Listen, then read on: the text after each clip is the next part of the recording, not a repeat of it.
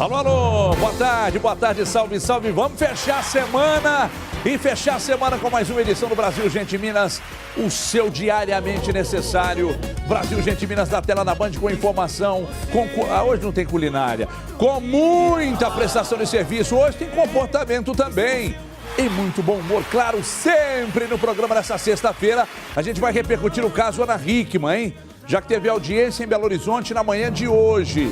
Na nossa cozinha, aliás, a nossa cozinha acho que não tem nada hoje não, mas daqui a pouco eu informo para vocês. A gente vai falar de educação, a gente vai falar dessa busca incessante pelo corpo perfeito. Eu estou em busca disso desde 1974, aos 18 de novembro de 1974, 8h30 da manhã eu nasci, estou buscando o corpo perfeito, mas nunca tive.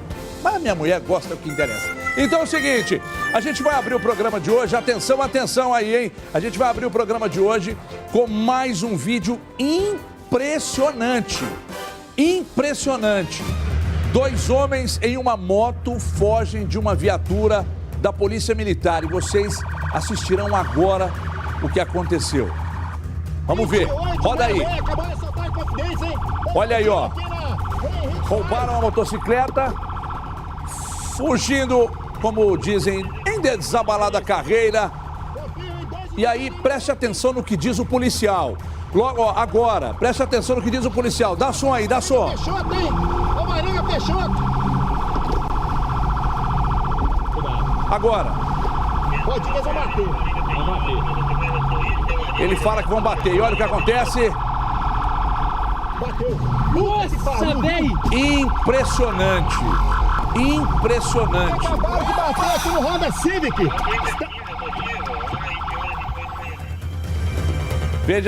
Veja só. Põe de novo aí esse vídeo. Põe no início. Volta esse vídeo no início, por gentileza. Você que tá ligado no Brasil, gente. Ó, a motocicleta roubada. Os 2 ladrões fugiam da viatura. A viatura fica acompanhando, porque quase sempre quem vai à frente aí se dá mal. Isso em fuga de carro, principalmente em fugas de motocicletas. E olha o que aconteceu no cruzamento. Um homem morreu e o outro está internado em estado grave. É o envolvimento com o crime, é o envolvimento com as drogas. O resultado disso todo mundo sabe. O resultado disso todo mundo sabe. Meu amigo Renato Rios Neto diz lá na Itatiaia, né? Não quer virar notícia, você não pode deixar o fato acontecer. E uma hora você vai se dar mal e olha aí o que aconteceu. Roubaram a motocicleta, a viatura acompanhando de perto, pedindo auxílio a outras viaturas que estavam próximas ao local. Quando nesse cruzamento, em momentos antes, segundos antes da moto cruzar ou tentar cruzar esse trecho aí da rua, o policial que estava na viatura, dirigindo a viatura, ele diz, eles vão bater. E olha o que aconteceu. Na verdade, foi um assalto a uma pizzaria, né? E eles fugiram nessa moto, a denúncia. E aí, a viatura do 39º lá de Contagem, aliás, parabéns aí aos policiais. Muito obrigado pela grande audiência aí em Contagem. Eles anunciavam essa tragédia aí. Olha o que aconteceu, ó. No cruzamento ali, parece que com o New Civic, né? Acabaram batendo e aí um morreu na hora, o outro está internado em estado grave. Eles roubaram quanto, Stallone? Você tá de brincadeira, cara. Você tá de brincadeira.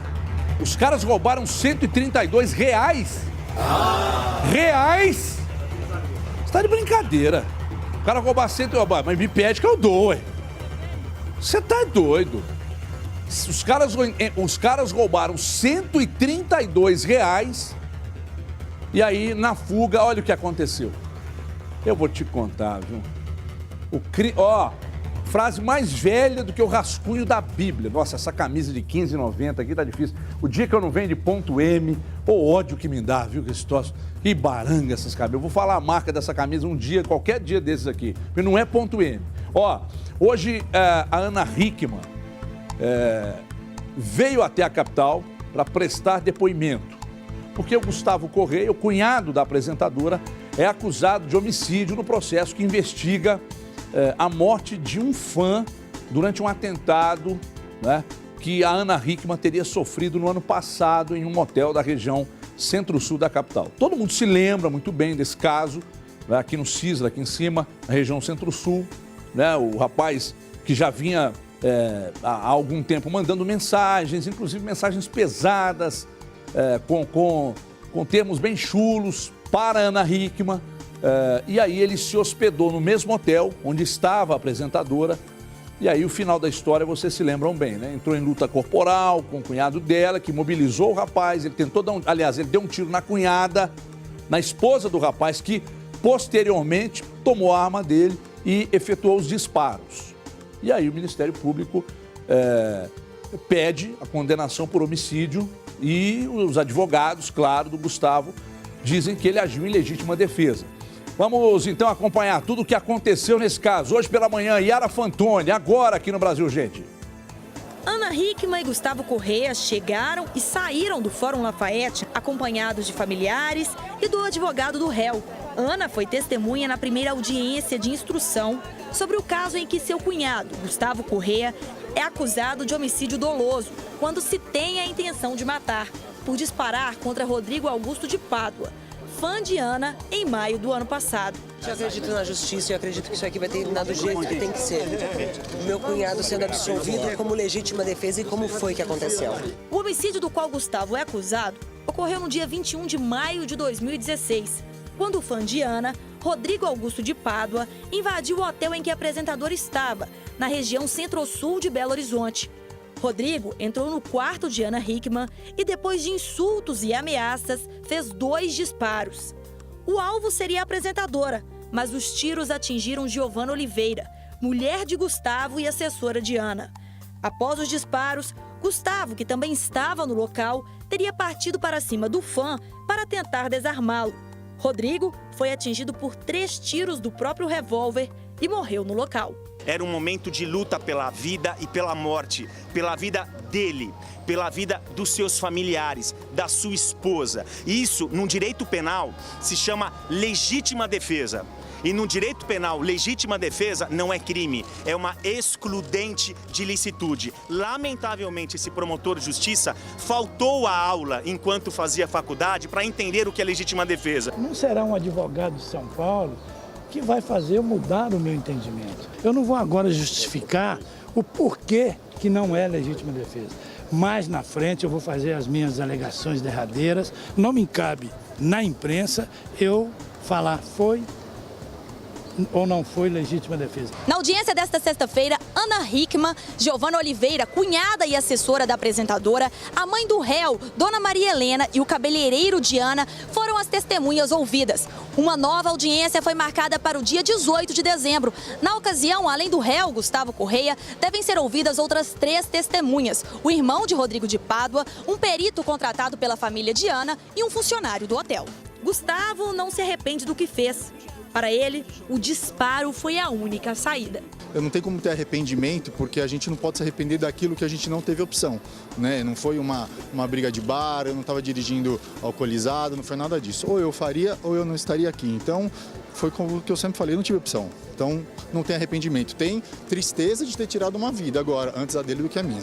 Giovana Oliveira, que ainda está com uma bala alojada na perna, considera o marido um herói. Muito, muito, muito orgulho.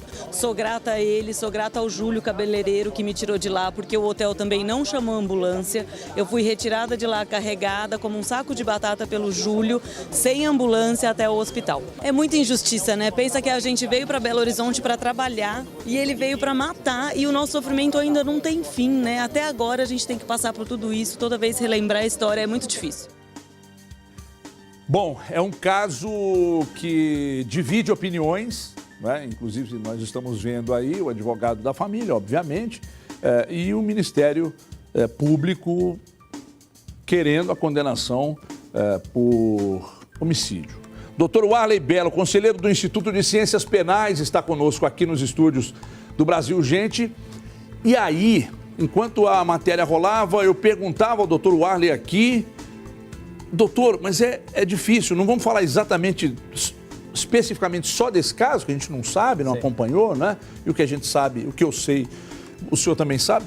Mas onde começa a legítima defesa, onde termina a legítima defesa e parte para o homicídio. Por que uma pessoa invade o quarto da apresentadora, um rapaz invade, o cunhado dela supostamente toma a arma desse cara, mata o cara, que eu acho que é uma coisa meio automática. Não estou dizendo que está certo ou que está errado, quem sou eu para dizer.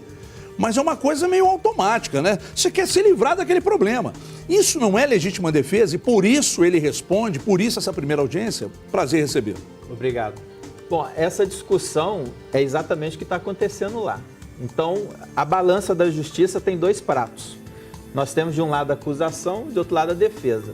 A acusação está fazendo o papel de acusar, falando que é homicídio qualificado, muito provavelmente. Do outro lado, a defesa dizendo que é legítima defesa, pleiteando a absolvição. O tribunal do júri, ele é escalonado, ele é bifásico.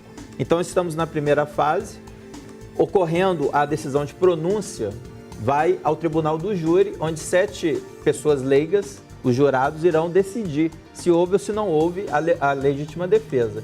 Então, é necessário ultrapassar primeiro essa primeira fase, em ocorrendo a pronúncia, vai ao tribunal do júri para ser discutido a legítima defesa ou não. Neste primeiro momento, se o juiz entender em absolvição, seria absolvição sumária, tem que estar perfeitamente esclarecido que é uma legítima defesa. Uma versão só, uma situação só, as provas todas convergentes nesse sentido. Se houver dúvida, isso vai para o tribunal do júri. Então, a discussão, neste primeiro momento, é dessa certeza. Se há ou não há certeza da legítima defesa. Agora, eu perguntei ao senhor em off aqui, enquanto o VT rolava, o que vai fazer o cunhado, que era o único homem presente no quarto, diante de uma ameaça dessa? Se eu estou num quarto, e aí com a minha filha, minha esposa, entra um maluco, vem com uma arma, eu tomo a arma dele, eu não vou dar beijo e abraço nele. Sem dúvida. Né? Aí é fogo na bomba, pô. É a minha família que está ali do meu lado. Eu acho que é meio que uma coisa instintiva. Sim.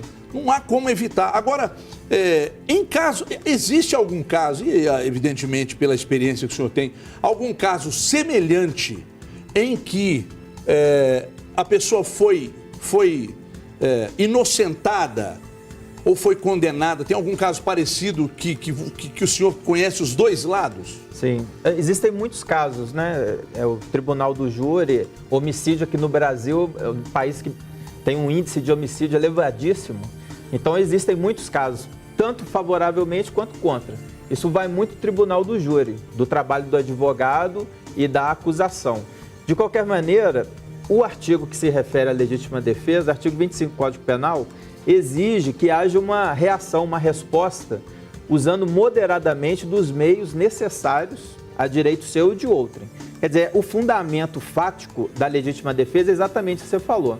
Nós não somos computadores, nós temos ali uma reação instintiva de autodefesa ou de defesa de alguém que nós queremos ali defender, familiares, etc. Então é algo instintivo, por isso que existe a legítima defesa. Só que existem limites. Não é algo assim, a pessoa me agrediu, então posso agredi-la a qualquer momento. Não, tem que ser naquele momento, durante os fatos, não é? Ou na iminência desses fatos ocorrerem, tem que existir uma proporcionalidade. Se alguém te xinga, você não pode dar o tiro na pessoa. Sim.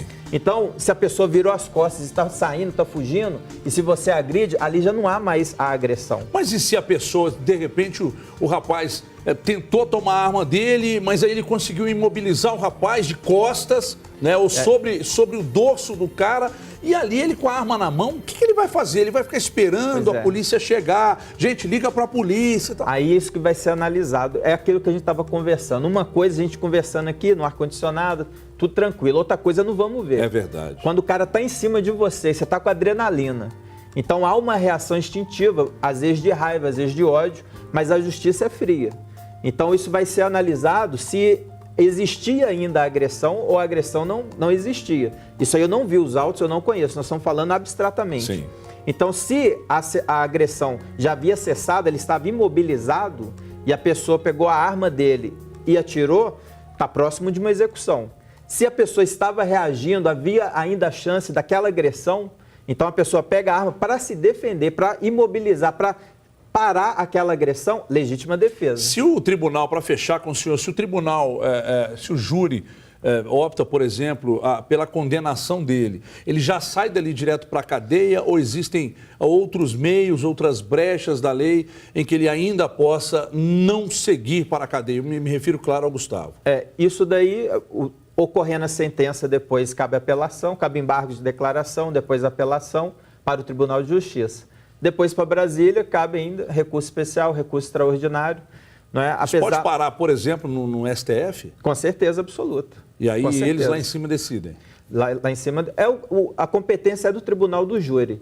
Então, via de regra, pode anular o júri, pode trazer uma dosimetria da pena diferente, né? Porque a questão de absolver realmente fica a competência do tribunal do júri. De qualquer maneira, isso pode levar algum tempo ainda para transitar em julgado essa decisão. A prisão, hoje no Brasil, passando o Tribunal de Justiça, normalmente a pessoa já vai presa. Não é? Então, a discussão está em aberto, mas há essa possibilidade dessa prisão assim, antecipada, vamos colocar assim, antes do trânsito em julgado. Muito obrigado pela vinda aqui. Aceite nosso convite para voltar, foi muito esclarecedor. Obrigado. Muito obrigado. Pode sair por ali. Muito obrigado, então, ao doutor Warley Belo, conselheiro do Instituto de Ciências Penais. Pessoal, atenção, hein? Na noite dessa quinta-feira, portanto, ontem, um incêndio assustou moradores do bairro Luxemburgo, na região central, aliás, centro-sul aqui da capital. Os Baquial bem ao lado da Band. Aliás, daqui a pouco eu vou contar para vocês sobre esse terreno aqui. Precisa descobrir aí, viu, de quem que é esse terreno aqui. Porque todo ano tem incêndio aqui. Todo ano. Já teve incêndio aqui, queimou 20 carros que estavam parados aqui, inclusive de funcionários da Band. Agora, vocês vão ver os desdobramentos do que aconteceu ontem. Os bombeiros combateram as chamas altas que ameaçavam até o barracão da Escola de Samba Cidade Jardim. Imagens da tela e você confere agora no Brasil, gente. Atenção, atenção, veja aí. Pela manhã, a imagem da grande área de vegetação queimada era o retrato da dimensão do incêndio. Na Escola de Samba Cidade Jardim, que foi atingida pelas chamas, ainda dava para sentir o cheiro de fumaça. De acordo com dirigentes da Escola de Samba, o incêndio começou por volta das 6h30 da tarde de ontem. O fogo se alastrou rapidamente e atingiu essa sala, que fica no fundo da quadra, onde ficavam guardadas as fantasias e instrumentos musicais. No momento do acidente, as fortes chamas na mata que fica no vale da Avenida Raja Gabaglia, região centro-sul da capital, puderam ser vistas de longe. Houve corre-corre e desespero de alguns moradores da comunidade de Santa Maria. Com baldes d'água, eles se arriscaram para tentar apagar o fogo, que chegou também bem próximo de uma escola infantil da prefeitura, de um restaurante e principalmente das casas. Sempre, todo ano está acontecendo isso aqui. Tempo de seca é essa tormenta mesmo. Alguém sempre coloca fogo aqui e a gente fica no prejuízo. Eu acho isso um absurdo porque, assim, a gente que mora aqui, a gente que sofre e a pessoa não pensa. Eu fico assim porque eu fico muito apavorada, porque eu penso no pior. O Corpo de Bombeiros foi acionado. 25 homens e 5 viaturas foram utilizadas no combate ao fogo. Trabalho que levou 6 horas para ser concluído. O tenente da corporação, que comandou a operação no local, disse que não é possível apontar as causas do incêndio, nem afirmar se ele foi criminoso. Essa questão o Corpo de Bombeiros não pode afirmar se foi ou não criminoso, só diante de um laudo técnico da Polícia Técnica que pode ser afirmada essa questão, se foi ou não criminoso e o fato gerador do incêndio. E aí, para solicitar essa perícia, só mesmo os donos lá da quadra? Sim, aí para o interessado teria que solicitar essa perícia diante da Polícia Técnica. No cantinho da quadra da escola de samba, o que restou foi apenas a carcaça de alguns instrumentos musicais que seriam usados no carnaval de 2 cidades de Minas. A vice-presidente da agremiação não sabe mensurar o valor do prejuízo, mas, segundo ela, a festa na capital não será prejudicada. Todo ano é guardado fantasias para a cidade de Conceição do Mato Dentro e Bonfim. E eles vêm no final do ano buscar. E essas fantasias que foram embora. Nada novo, tudo que foi usado este ano. Então essas fantasias perderam sim. Mas carnaval de vocês, então, a apresentação não vai ser prejudicada? Não, que ainda está no processo de começar, está no processo ainda de fazer, né? Então não, nada disso, porque aqui tudo aqui, o Carnaval de Belo Horizonte, ele começa muito atrasado. Mas isso não, isso foi deste ano mesmo que perdeu a doação. A preocupação que fica é que incêndios como esse têm sido recorrentes na região nessa época do ano. O sentimento mais é que toda vez é um fogo que acontece, né? Toda vez o mato pega fogo. Então, assim, hoje somos nós, há 3 anos atrás foram os carros. Então, assim, sempre vai ter uma história nesse terreno aqui que não se resolve, não acontece nada. Mas, de acordo com o Corpo de Bombeiros, a área é constantemente monitorada. Já tem um monitoramento dessa questão. É uma área de mata bastante fechada e que merece bastante atenção. É uma área de bastante difícil acesso, bem íngreme, é um vale bem acentuado. Então me parece que é um terreno que pertence, deve ser ao município, né? Mas todo ano é a mesma coisa. Há uns 3 anos queimou mais de 20, 30 carros aqui. Inclusive, totalmente, pelo menos uns 20 carros totalmente queimados. E no início desse ano, não, há uns meses aí, o fogo chegou próximo a um posto de gasolina que tem quase ao lado da Band aqui. Aí ontem, esse incêndio de novo, no mesmo lugar, fez isso aí na quadra da Escola de Samba Cidade Jardim. E isso poderia ter sido pior. Falaram que os bombeiros demoraram cerca de 3 horas e meia para chegar aqui. Mas poderia ter sido pior, porque ainda bem ninguém ficou ferido e naturalmente não teve mortes. Agora, vou dizer uma coisa para vocês. Eu não vou apontar o dedo aqui e ser desonesto e cobrar do Corpo de Bombeiros mais velocidade no atendimento, porque o que há no final de tarde de incêndios na região metropolitana e aqui em Belo Horizonte, nós temos aí, inclusive, imagens do incêndio na Serra da Moeda, não é isso? Serra da Moeda? Daqui a pouco, o Stallone está com umas imagens daqui a pouco vocês olham aí. Então é o seguinte, esses incêndios aí que acontecem em Belo Horizonte, para todo lado tem, o Corpo de Bombeiros precisa colocar todo o efetivo à disposição para combater. Então, às vezes, demora no atendimento, mas a boa notícia é que nenhum ferido, nenhum morto, isso é muito importante. Mas alguém tem que tomar uma providência nesse terreno aqui, porque todo ano é a mesma coisa. Pessoal, atenção, vamos falar de coisa boa agora, porque você que está em casa, está procurando uma oportunidade de renda, preste atenção, porque nós aqui do Brasil Urgente Minas vamos presentear um telespectador com um curso, sabe de quê? De bartender. Você sabe o que é bartender? É aquele cara que faz os drinks na balada, nas festas, nos restaurantes e tal. Então você fará um curso de bartender. Então você está ligado no Brasil Urgente e quer aprender. É um emprego a mais, é uma renda a mais.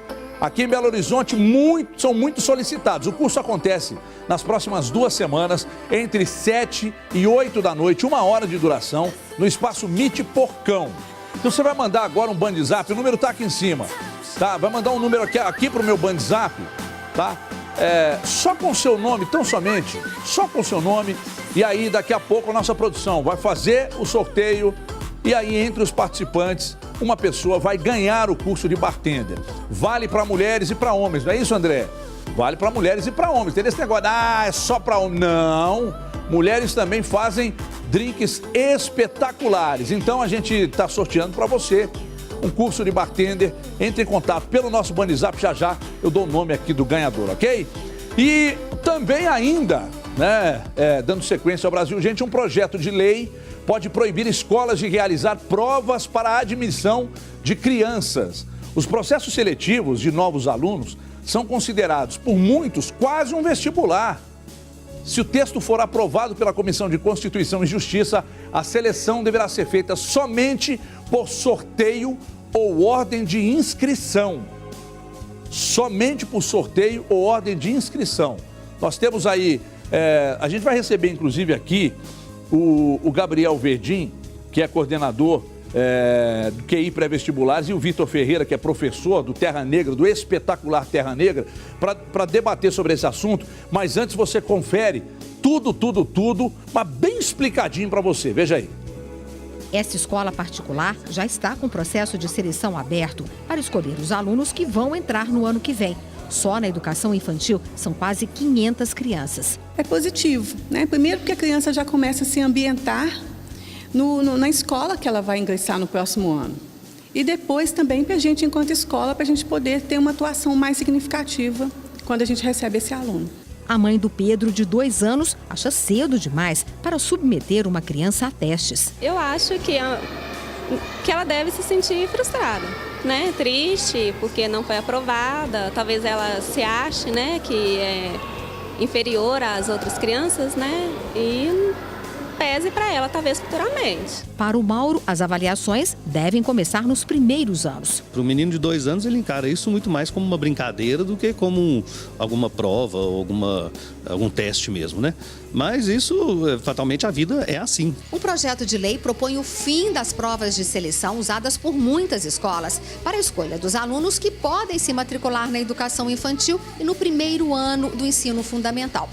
A admissão seria feita exclusivamente por ordem de inscrição ou sorteio dos candidatos. O projeto, que tramita em caráter conclusivo, não precisa ir a plenário. Basta receber parecer favorável da Comissão de Constituição e Justiça para entrar em vigor. Esta especialista em educação explica que desde 1996 os exames foram considerados ilegais pela Lei de Diretrizes e Bases, por avaliar que a educação infantil com crianças de 1 a 5 anos não trabalha com disciplinas e conteúdos. Isso é ilegal e é muito inadequado, né? A criança, do ponto de vista emocional, do ponto de vista cognitivo, essa criança não deveria ser submetida a esses testes. Isso é um ponto. O outro é que quando a gente faz isso, nós não podemos esquecer que nós deixamos de fora crianças, por exemplo, que apresentam algum tipo de deficiência. Eu diria que é muito bom para as crianças ditas normais conviver com crianças com deficiência, para que elas tenham esse comportamento mais inclusivo, solidário, que elas compreendam a diferença. Nesta outra escola, garante vaga quem faz a matrícula primeiro. Uma decisão que, para a direção, valoriza as diferenças e respeita o tempo necessário para o aprendizado da criança com um olhar crítico. Ela não tem que estar pronta. Nós vamos trabalhar juntos. Nós temos que trabalhar com a crítica da criança. Então, para a gente poder trabalhar com isso, a gente precisa de construir junto, a gente tem que dar embasamento. É um tema, mais um tema que vai gerar discussão. Recentemente, inclusive, nós queríamos mudar a nossa filha de escola e fomos informados, porque na escola que você quer levar tem um processo seletivo lá que é extremamente disputado, etc, etc. Eu pensei, não vou mudar. Ela ficou onde está. E está muito bem, por sinal. Vitor e Gabriel, é um tema que gera discussão e eu quero começar com você, Vitor. Que, aliás, o Vitor faz um trabalho excepcional junto ao Terra Negra, que você ouve nas manhãs da Band News. Só pela manhã, né, Vitor? Só pela manhã. Amanhã tem uma reedição à noite. Uma reedição à noite. Justamente. Acessa aí, busca no Google Terra Negra. Você vai descobrir, é um negócio, realmente um projeto espetacular, que se eu fosse rico ou se eu fosse um político com poder de decisão, eu iria te patrocinar e eu já te falei isso um monte de vezes já. E o Gabriel também do QI Pré-Vestibulares, que é lá que eu vou fazer o meu pré-vestibular, que eu vou fazer o curso de Direito, que eu quero ser advogado. Ô Vitor, e aí, o que você pensa sobre essa possibilidade do fim do chamado vestibulinho? Esse exame de seleção que escolas fazem para, enfim, você serve para nós e você não serve. Pois é, para mim é uma questão básica de lei da oferta e procura. Se o vestibulinho existe, é porque existe um descompasso muito grande entre a qualidade de algumas escolas particulares, não todas, e que entra em convergência com as escolas públicas. Qual é o problema disso? As escolas particulares são muito discrepantes entre si e elas são muito melhores do que as escolas públicas. Por quê? Principalmente em função também desse processo seletivo, qualificação de professores, o processo seletivo qualifica os alunos, equipe pedagógica, suporte pedagógico, infraestrutura, materiais didáticos. Então, toda seleção é feita justamente para esse tipo de colégio, esse tipo de escola. Então, por lei da oferta e procura, é muito simples. Vai ter que selecionar. Tem menos vaga do que gente tentando. Ô Gabriel, quando se faz um exame de seleção para entrar numa escola e tal, isso facilita, dificulta a vida do professor? Existe uma disparidade muito grande entre o ensino praticado numa escola particular e numa escola pública? Você estudou em escola pública, o que você me diz desse aluno que vem da escola pública? Ele realmente vem muito mal preparado por causa das condições que são péssimas e que o governo cada vez mais piora? É mais ou menos por aí? É sim, o processo ele é exclusivo, né? Exclusivo é aquele que exclui. é aquele que deixa de fora. Então, o processo seletivo gera um transtorno muito grande nas famílias, uma ansiedade, você mesmo contou o seu caso aqui, de trocar ou não sua filha. E do outro lado, a gente tem a parte do colégio. O colégio trabalha o tempo inteiro com ranqueamento, como o Vitor falou, a questão do mercado. E para manter os altos índices, eles acreditam que precisa se selecionar aqueles que já têm aí um repertório sociocultural, né, já adequado. Claro que quando a gente trata de crianças tão pequenas, é muito difícil estabelecer, né? Os próprios testes já são frágeis. Porque como é que se mede o desempenho desses pequenos, os pequenininhos? E outra questão importante é o seguinte, a preocupação com a seleção no ensino, ela deve passar por todas as esferas, né? Não só no ensino básico, mas também no ensino superior. A gente tem um vestibular que também é um processo de seleção, também muito excludente, né, no caso. E o que precisa se pensar é uma forma de universalização do ensino que melhore as condições para todos, inclusive para as escolas públicas. Eu estudei em escola pública, né? A gente tem um processo aí de universalização que fez com que o público se tornasse cada vez mais heterogêneo. E os professores tiveram dificuldade de lidar com essas diversas realidades. E somado a uma queda brusca nos investimentos nos últimos anos, dificuldade de qualificação de professores, então a educação assim, ela sofre sérios problemas. E esse aí é uma questão a se pensar, né? Tem vários lados.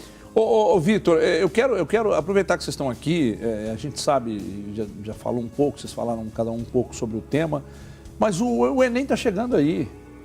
Dicas sempre muito importantes para quem está em casa, muita gente assistindo agora e querendo saber. Essas dicas, de fato, você nota que elas ajudam de verdade? E as pessoas que vão fazer, que vão prestar o Enem, elas se ligam nisso, elas se apegam a esses detalhes, esses toques que vocês, professores, dão? Sim, essas dicas são fundamentais. O mais curioso é que o Enem veio com uma proposta de universalizar o acesso do aluno brasileiro ao ensino superior.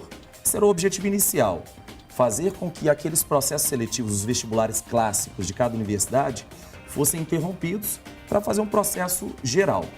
Entretanto, o que a gente observa hoje é que os alunos mais bem preparados, que estão em melhores colégios e melhores pré-vestibulares, por essas dicas, eles se dão muito melhor. Então, as dicas, o Enem, como é um vestibular muito truncado, ele é um processo muito lento, desgastante, são horas a fio. Aquele aluno que tem uma técnica mais apurada, que tem uma dica dos professores que é mais apurada, ele vai se dar melhor. Então, essas dicas são fundamentais. Dica, por exemplo, em relação à redação, a dica para fazer as provas de matemática de forma adequada, quais questões você vai pular, quais questões você vai retornar. Essas dicas são fundamentais. Entendi. Gabriel, e uma outra dica que você pode repassar para quem está em casa? Bom, como o Vitor falou, a preparação ela é ao longo do ano, né? O estudante ele vem se preparando, construindo competências. Vai chegando mais próximo da prova, é normal a ansiedade bater. Geralmente os estudantes já ficam mais ansiosos. Os pais ficam muito ansiosos, né? Assim, a expectativa da prova, vai ou não vai dar certo. Geralmente os cursos mais concorridos, como por exemplo medicina, exigem um processo longo de preparação, porque são muitos candidatos para um número restrito de vagas. E nesse momento especial é ficar mais tranquilo, é revisar o que foi estudado ao longo do ano. Isso é muito importante. Não acreditar que dá para fazer o ano inteiro de novo, construir todas as competências, mas revisar aquelas que acredita que são mais importantes, fazer provas antigas do Enem para saber como a prova funciona. São dicas importantes. Treinar bastante a redação, né? Justamente. Buscar se informar, aumentar o repertório sociocultural. Isso é muito importante nesse momento. E ficar tranquilo. A tranquilidade é complicado. É complicado. Eu sei como é que é, que eu sou extremamente ansioso e eu sei como é que é esse negócio. Obrigado, Gabriel. Obrigado, Vitor. Parabéns pelo trabalho de vocês dois, tá? E convido para que vocês fiquem por aí, que eu vou dar um recado para quem está em casa, que é o seguinte: temporada de terno.m. Atenção, você que quer comprar um terno e tem um amigo que também vai comprar. Vitor e o Gabriel os dois vão comprar aqui, porque tem que ficar elegante para dar aula. Então é o seguinte: compra o primeiro terno, o segundo sai com 50% de desconto. A Ponto M está com uma promoção imperdível. Então, primeiro terno, paga integral, o segundo somente 50% do preço. Isso mesmo, metade do preço. E de repente você quer dar uma mudada no seu guarda-roupa aí, ou você tem... Aliás, estou precisando, porque essa camisa aqui tá feia, mas feia demais. Então é o seguinte, tem um amigo também que está precisando de um terno, chama ele para ir junto. E aí, junto os dois, 1,5, paga... Aí fica muito mais barato. Então, meu amigo, paguem 6 vezes também lá na Ponto M, que você encontra nos principais shoppings aqui da capital. Vamos para um rápido intervalo, é rapidinho. É Laica, não saia daí. Até já, na volta, Mulheres Elétricas. Vamos falar sobre a busca do corpo perfeito, que é um assunto que eu domino. Até já.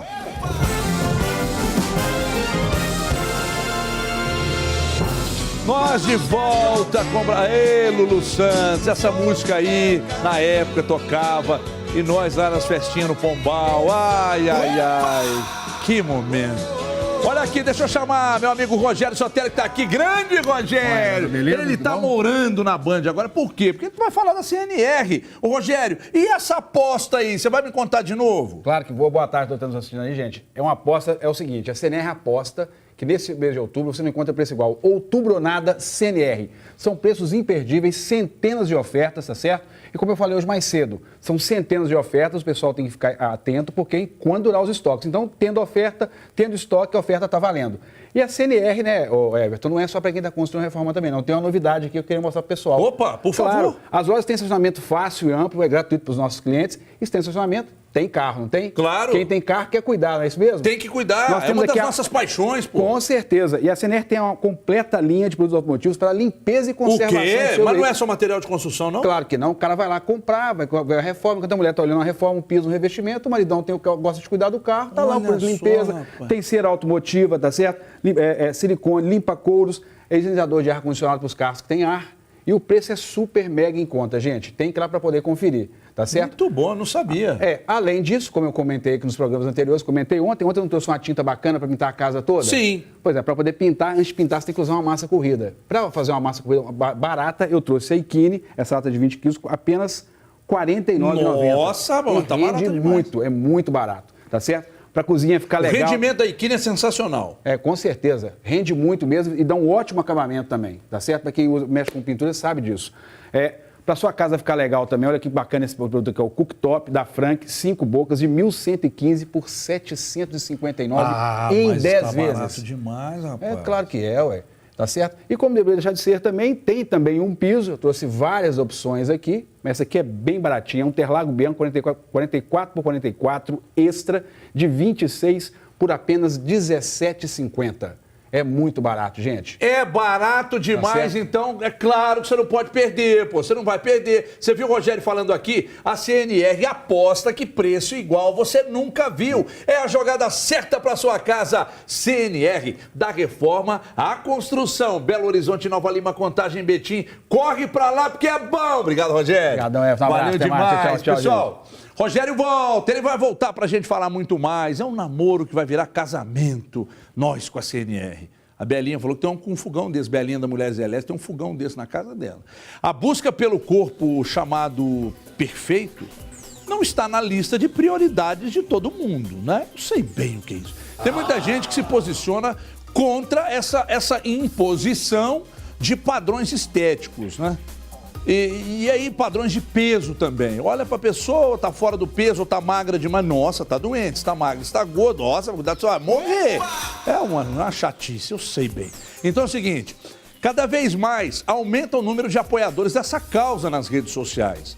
Nossa repórter Wanda Sampaio e o cinegrafista Tamer Pimentel, que é gordinho, foram às ruas conversar com especialistas e com as mulheres, que são as que mais sofrem com essa pressão do corpo perfeito, da estética. Vamos ver aí, mostra aí. Padrão de beleza, corpo perfeito. Tem gente que quer ganhar uns quilinhos. Tô com 46, porque assim, eu tô muito magra. Ou você tá magra demais, ou você tá gorda demais, e aí você sempre quer estar ali. Olha pro outro, nossa, eu queria ter aquele corpo, é assim. Mulher é assim. De tanto ouvir comentários dos amigos, Luana tá fazendo regime pra engordar. É justamente por isso, por ter um estereótipo social, acredito eu. Elas falam, você era mais gordinha, você tá muito magra. Espera que a gente esteja ali naquele corpo de novela. Já a Marina chegou a pesar quase 90 quilos. Perdeu 10, mas ainda luta contra a balança. Vamos fechar a boca, vamos sentar. Você tem um rosto tão bonito, por que você não faz um regime para você poder emagrecer? Eu faço o regime, mas eu não vou conseguir chegar mais ou menos aos 45 quilos. 1 em cada 10 brasileiros confessa que não está satisfeito com o próprio corpo. O problema é quando o desejo de emagrecer ou de ganhar uns quilinhos vira uma obsessão. Quando isso começa a prejudicar a saúde ou a interferir no comportamento pessoal, é sinal de que as coisas podem estar fugindo do controle. A obesidade, que atinge 1 em cada 5 brasileiros, é um fator de risco para doenças como hipertensão e diabetes. Já a perda de peso em excesso pode provocar desnutrição e facilitar doenças infecciosas como a pneumonia. O que é importante é a busca daquele corpo que seja o ideal para nós frente a um estilo de vida saudável e que vai manter a nossa longevidade, vai manter a nossa saúde, tanto agora quanto no futuro. O peso está fora do padrão, mas a autoestima está garantida. Essas duas amigas criaram um blog de moda em que elas são as modelos com peças super size. Você não precisa ter corpo de modelo para se vestir bem. Você tem que conhecer o seu corpo, conhecer o seu estilo e correr atrás de algo que realmente te faça sorrir na hora que você olha no espelho. Felicidade com o corpo que tem, sem se descuidar da saúde. É ser feliz do jeito que você é, de acordo com o corpo que você tem. Não importa o que os outros vão falar de você. Você tem que estar tranquila com você mesma. Isso para mim é fora do padrão e feliz. E o que mais incomoda é que as pessoas se preocupam muito, né? Nossa, como você está gordo, ou nossa, como você está magro. Isso é realmente um porre, um porre. Geralda e Belinha, tudo bem, Gê? Tudo bem, Belinha? Tudo ótimo. Belinha, você acha que as mulheres sofrem mais com essa pressão pela busca do corpo perfeito? E se não tá legal, aí as amigas, Belinha tá não sei o quê. Então você acha que tem isso? Acho que as mulheres sofrem mais porque elas se cobram mais isso. Né? Não porque alguém fale mais com elas que elas estão mais gordinhas, mais magrinhas, porque os homens também escutam isso, mas as mulheres se cobram mais de estar dentro de algum padrão. E aí, Gê, o que você pensa disso? Eu também acho que as mulheres se exigem mais, né? O ruim é porque muitas, como cobra, elas ficam achando que está gordinha ou está magrinha e isso afeta totalmente a autoestima da mulher, né? Uhum. E uma mulher com autoestima baixa aí afeta toda a vida dela, inclusive o grande problema. A né? pressão, ela existe, a pressão, por exemplo, uma entrevista de emprego. Aí, se a competência profissional for muito parelha, mas uma for muito gordinha e tal, e a outra for espetacular, costuma sobrar para quem está melhor. Infelizmente, até profissionalmente, o mercado impõe essas coisas. E dependendo do mercado, então, né, se for que lida com o público, por exemplo, lojista, shopping, tem muito disso mesmo, essa discriminação com as pessoas mais gordinhas. Mas isso é uma tremenda... Mas eu já vejo que o caso não é a pessoa ser mais gordinha, não. É o caso da pessoa se posicionar. Porque eu conheço muitas pessoas que são magrinhas, mas que elas não se posicionam. E então, numa disputa, entendeu? Não teria nada a ver isso. Seria mesmo o posicionamento dela. Que a cobrança, ela vai para os dois lados. Sim. Se você está muito magra, nossa, como você está magra, anoréxica, não sei o quê. E começa a falar, nossa, come e vomita. Nossa, por que você está tão magra? Você está doente e tal. Então, quer dizer, a cobrança, ela vai para os dois lados. Porque você, por exemplo, Belinha, que é mais magra, eu acredito que alguém olha pra você e diz, nossa, Belinha, você tá tão pálida, você precisa comer. Sim, e o padrão é muito diferente de uma pessoa para outra. Mais ou menos. Eu não como tão bem assim. Eu como coisas muito saudáveis, mas eu como pouco, sabe? Não sai do E não é porque lixão, porque eu não tenho tanto prazer na comida. Eu sinto tanto prazer. Eu gostaria de sentir todo esse prazer que as pessoas sentem em comer, mas... Você não sente? Eu queria ser que nem você. Eu gosto de comer coisas diferentes, sabe? Coisas diferentes eu sinto mais prazer. Você come muito, Gê? Eu como, e muita besteira. A Gê come muito. Doce, biscoito, bolacha, janto todos os dias. Adoro comer, eu tenho muito prazer em comer. Mas aí você, naturalmente, também para não esculachar, aí você vai na academia no outro dia. Bom, assim, eu sou uma pessoa bastante vaidosa, eu gosto de me cuidar e tudo, mas a minha família é magra, meus pais, meus avós, então acho que tem isso, né, de biotipo, quando a pessoa já tem uma certa tendência a engordar, se ela comer um pãozinho, já, aquela coisa, né? Eu já posso comer à vontade, que não tem Mas, isso. por exemplo, vocês notam que no dia a dia, no trabalho, na noite, vai sair, vai pra balada, em qualquer lugar por onde você vai, até num simples passeio no shopping e tal. Você nota que as pessoas ficam ligadas nisso? Quem tá muito gordinho, quem tá magro demais, as pessoas reparam, olham meio de lado. Existe um certo preconceito? Hoje em dia, assim, eu acho que tem um certo preconceito, né? Mas eu acho que o mais importante é como a Belinha falou. Quando a pessoa gosta, agora está tendo muito uma geração das pessoas que estão gordinhas, que estão virando blogueiras, que estão indo para o desfile, para as passarelas, plus size, usando, inclusive, o que outrora era meio que deixar de lado. Usando isso a favor delas, para se promover mesmo. E aí é a autoestima delas. É a autoestima. De se posicionar e falar, olha, sou assim, me sinto bem assim e acabou. A sua opinião é essa, ok, a minha é essa. Porque, gente, infelizmente, né, a maioria das pessoas não tem, assim, não segue um padrão de beleza, não é magrinha e tal. Então, a realidade é essa, né? As pessoas, tem muita gente acima do peso, então tem público, né, para passarela, para desfile, para foto, Teve uma vez, só para contar um caso que aconteceu comigo na Band News recentemente, a gente estava, tomara que tenha tempo para contar rapidinho aqui, a gente estava fazendo uma programação e um pessoal veio apresentar uma corrida que ia ter aí, não sei aonde, no meio do mato aí e tal. Aí tem a hashtag NQSF. Aí o rapaz falou, NQSF, hein, pessoal? Aí eu falei, o que é esse NQSF? Ninguém quer ser feio. Aí eu disse, mas tem alguma relação com ser gordo e feio? Aí ele ficou meio assim, então, por que você não coloca o NQSS? Ninguém quer ficar sem saúde, alguma coisa nesse sentido, e cuidar da saúde ao invés de cuidar da beleza. Porque o padrão de beleza, a cobrança é muito chata. É muito chata, né? Para todo mundo. Não, e para cada um padrão é diferente. Então, por exemplo, eu me sinto bem, mas o meu sogro é uma pessoa que ele acha que eu tenho que estar sempre... Ele me elogia, o elogio para ele é falar que eu engordei, sabe? Então ele chega na casa, nossa, você engordou. Entendeu? Que coisa. Então, assim, para cada pessoa, o padrão é um. Sabe? Então, eu acho que a gente tem que ter o nosso padrão de beleza, o nosso padrão de magreza, de gordura, do que for. Se a gente estiver se sentindo bem, é isso que vale. Tem gente que diz pra mim assim, não emagrece não, que vai perder a graça. Isso de se sentir bem é muito engraçado. Aconteceu comigo, uma cliente de consultoria muito acima do peso, e depois da consultoria, ela se descobriu tanto que hoje é uma blogueira de plus size e montou um blog com mais 2 mães, Gorda é a Mãe, e...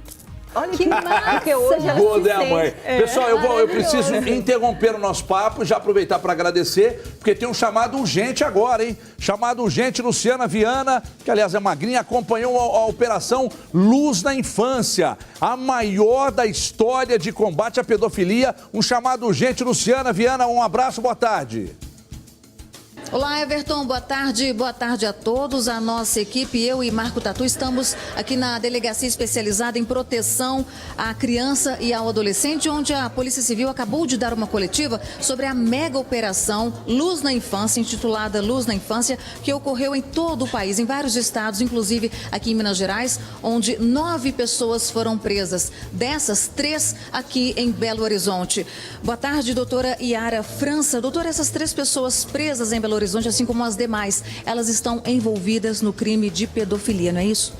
Boa tarde. Essas 3 pessoas presas em Belo Horizonte foram detidas em flagrante em razão de armazenamento e compartilhamento de imagens e vídeos pornográficos de crianças e adolescentes. Genericamente, a gente intitula esses crimes como pedofilia, mas cada crime tem uma tipificação específica. Agora, doutora, a pedofilia é um crime que choca a toda a sociedade, né? Essas pessoas vão responder... Qual a tipificação? Elas poderão ficar presas realmente por quanto tempo? Bom, a gente teve presos que estavam armazenando imagens pornográficas. Então, a pessoa que, por exemplo, pela rede social WhatsApp, recebe um vídeo em seu aplicativo de uma situação de criança em situação vexatória, em situação pornográfica, e ela não deleta aquele arquivo, ela também está cometendo um crime. Esse crime tem uma pena de 1 a 4 anos, mas ele não deixa de ser um crime. E a pessoa que compartilhou essa imagem, a pessoa que enviou, ela comete um crime mais grave, com a pena prevista de 3 a 6 anos. Então, as que foram detidas em Belo Horizonte, foi verificado nos aparelhos de mídia deles, nas casas, que eles estavam armazenando ou, em outros casos, até mesmo compartilhando através de vários sistemas de troca de arquivos. Isso sirva de alerta, inclusive, né? Para outras pessoas que estejam cometendo esse tipo de crime. Sim, com certeza. As pessoas que tentam se esconder atrás de um computador acreditam que estão protegidas, estão cometendo o crime de forma impune. Mas, na verdade, hoje a gente o setor de inteligência dispõe de tecnologias para poder monitorar o que a pessoa está compartilhando dentro da internet, da Deep Web também. Bom, doutora Yara França, obrigada por falar conosco, parabéns pelo trabalho. Everton, a gente volta logo mais dentro do jornal Band Minas, trazendo todos os detalhes dessa mega operação. Muito obrigado, Luciana Viana, parabéns pelo trabalho da doutora Yara França, toda a equipe da doutora Yara França. Aproveito para estender um abraço ao doutor Cazé, que está em Divinópolis e tem um trabalho realmente muito interessante no combate à pedofilia. Parabéns à Polícia Civil. A gente vai embora, mas amanhã às 4 a gente... Mentira, amanhã é sábado. Ah, não, amanhã é sábado, não. Amanhã é sábado? Amanhã é sábado. Então, segunda-feira, a gente volta e na segunda-feira a gente vai falar muito sobre o clássico, porque a bola rola no final de semana. Segunda, a gente conta tudo pra você. Tenham todos um ótimo final de semana. Um abraço! Tchau, pessoal!